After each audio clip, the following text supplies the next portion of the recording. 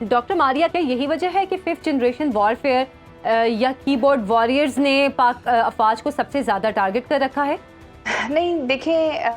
یہ صرف یہ وجہ نہیں ہے کہ صرف منظم ادارہ ہے، باقی ادارے بھی پاکستان میں بہت منظم ہیں اور بڑی جو ہے دل سے پاکستان کے لیے کام کریں، لیکن جیسے میں نے پہلے کہا کہ یہ وہ ادارہ ہے جس کے پاس آئین پاکستان کے بعد یہ حق حاصل ہے کہ آپ کے دفاع کے اندر طاقت کا استعمال کر سکے۔ اس کے ساتھ ساتھ جو آپ کے قانون نافذ کرنے والے ادارے ہیں ان کے پاس بھی یہ حق حاصل ہے، لیکن جو افواج ہوتی ہیں، جو بالخصوص افواج پاکستان ہیں، آئین پاکستان کے بعد کی وجہ سے اندرونی اور بیرونی جتنے بھی آپ کے جو سرحدیں ہیں ان کے تحفظ کے لیے وہ تمام اقدام اٹھا سکتے ہیں جو آپ کے تحفظ کے لیے ضروری ہیں۔ تو یہ وجہ ہے جس کی وجہ سے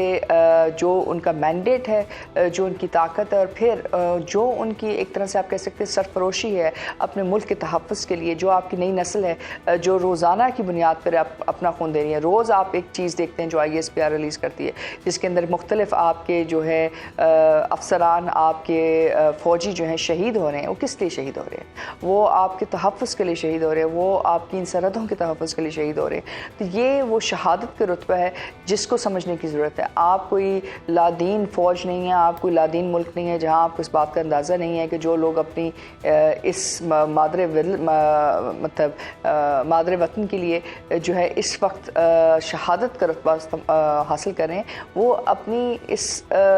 جذبے سے سرشار ہیں کہ وہ شہادت چاہتے ہیں، لیکن اس کے ساتھ ساتھ وہ اس جذبے سے بھی سرشار ہیں کہ وہ اپنی زندگی کا نذرانہ دے رہے ہیں صرف اس لیے کہ آپ میں اور پاک کا جو ملک ہے وہ ان تمام حملوں سے جو ہے محفوظ رہے اور آپ کا ملک جو ہے برقرار رہے اور آپ کے پاس ایک ریاست مملکت پاکستان جو ہے اسی طرح قائم رہے جس طرح کے بانی نے سوچا تھا، جس طرح کے اتنے مسلمانوں نے جو برصغیر پاک و ہند میں موجود تھے جنہوں نے قربانیاں دے کے یہ ملک حاصل کیا۔ آج ہندوستان کے اندر جو مسلمانوں کی حالت ہے وہ سب کے سامنے ہے، یہ کوئی ڈھکی چھپی بات نہیں ہے جو ان کے ساتھ کیا جا رہا ہے، جو ان کی نظریات کی بنیاد پہ، ان کی دین کی بنیاد پہ ان پہ اللہ کی زمین جو ہے تنگ کی جا رہی ہے، ان کو ڈیٹینشن سینٹرز میں ڈالا جا رہا ہے، ان کے خلاف قوانین لائے جا رہے ہیں، اور پھر آپ کے پاس اگر کوئی طاقت ہی موجود نہ ہو جو آپ کا دفاع کر سکے تو پھر کیا ہوگا؟ آپ ظاہر ہے ظلم سہیں گے، آپ کمزور ہوں گے۔ تو جو ریاست پاکستان کے خلاف جب حملہ ہوتا ہے تو ظاہر ہے کسی بھی موج کو، کسی بھی افواج کو، کسی بھی فوج کو سب سے پہلے نشانہ بنایا جاتا ہے، اور یہی وہ نشانہ ہے جو ابھی تک پاکستان کی افواج آپ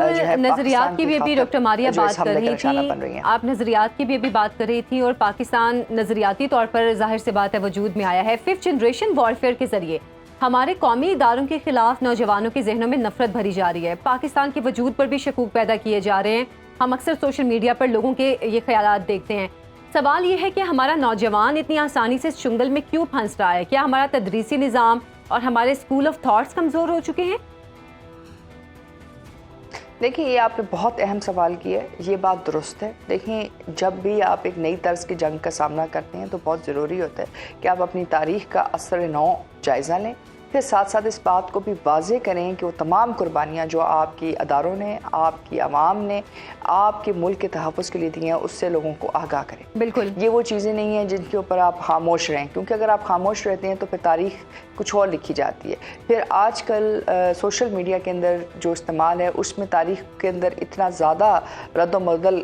کر کے عوام تک پہنچایا جا رہا ہے کہ شاید اس کا حقیقت کے ساتھ کوئی تعلق نہیں، یعنی ہر چیز کو، ہر بیانیے کو توڑ موڑ کر بتایا جا رہا ہے جس کا زمینی حقائق کے ساتھ تعلق نہیں۔ چاہے وہ مسنگ پرسنس کی بات ہو تو کہتے ہیں جی ان کی جو اہل و عیال ہیں وہ کسی تیسرے ملک میں موجود ہیں، تو آپ سے سوال یہ ہے کہ آپ اس ملک کے لیے جدوجہد کیسے کریں؟ اگر آپ سوئٹزرلینڈ میں موجود ہیں، اگر آپ ایران میں موجود ہیں، اگر آپ افغانستان میں موجود ہیں، تو آپ کن کے بچوں کو شہید کر رہے ہیں؟ اسی طرح آپ کے پاس ہر چیز کو، اس میں یہ نہیں ہے کہ ریاست جو ہے مسٹیکس نہیں کرتی یا اس کی کمزوریاں نہیں ہوتی ہیں، ہر ریاست کے اندر کمزوری ہوتی ہے، اور پاکستان ایک نیا ملک ہے، ظاہر ہے آپ کو وقت لگے گا اس تمام ریاست کو مضبوط کرنے میں، اور اس ریاست کو مضبوط کرنے کے ساتھ ساتھ آپ کے کچھ فیصلے صحیح بھی نہیں ہیں، لیکن اس کا مطلب ہرگز یہ نہیں ہے کہ آپ پورے ادارے پہ پوری جو آپ کی بنیاد ہے اس کو ہی آپ کنٹروورشل کر دیں۔ اگر آپ اس کو کنٹروورشل کر دیتے ہیں تو پھر آپ اس کا جواب کون دے گا؟ اس کا رد عمل کہاں سے آئے گا؟ اور سب سے بڑی بات یہ کہ عوام کے تحفظ کے لیے کون اپنی جان کا نذرانہ دے گا؟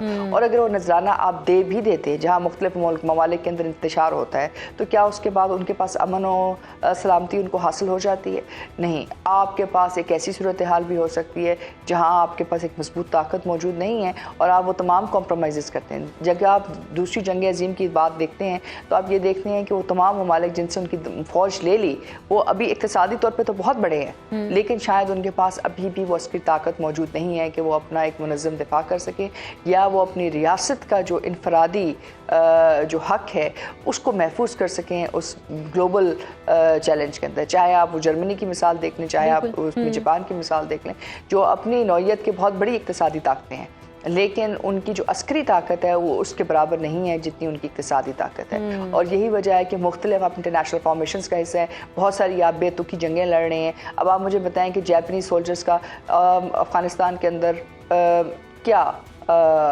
جو ہے آپ ایک طرح سے کہہ سکتے ہیں کہ کیا عمل دخل ہو سکتا ہے، لیکن انہوں نے جنگ لڑی کیونکہ ظاہر ہے اس وقت جو ہے وہ امریکہ کے اتحادی تھے، اس لیے کیونکہ آپ ایک سیکیورٹی ڈیفنس پیکٹ کا حصہ ہیں. تو اسی طرح بہت ساری غیر ضروری جنگیں، بہت ساری غیر ضروری جو آپ کی سرحدوں کے جو ہے آپ کے درمیان جو ایک طرح سے آپ کہہ سکتے ہیں ڈیفنس ہے، وہ سارا کا سارا چیلنج آپ کو کرنا پڑتا ہے کیونکہ آپ اقتصادی طور پہ طاقتور ہیں لیکن آپ عسکری طور کے اوپر وہ طاقت نہیں رکھتے کہ اپنے ملک کے خلاف جو ہے انڈیپینڈنٹ یا ایک طرح سے آپ کہہ سکتے ہیں کہ وہ فیصلے کریں جو صرف اور صرف آپ کے ملک کے لیے ہوں.